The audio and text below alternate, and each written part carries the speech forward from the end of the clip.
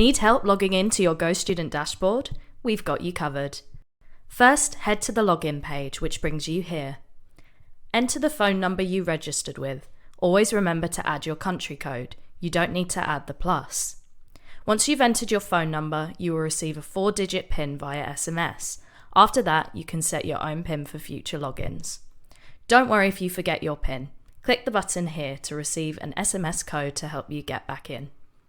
Once you've entered your PIN, you will reach your GoStudent Dashboard where you can see all your lessons, book new lessons, and enter your workspaces. Here's how to use GoChat, where you can communicate easily with your tutor. Click the chat button in your GoStudent Dashboard to open GoChat.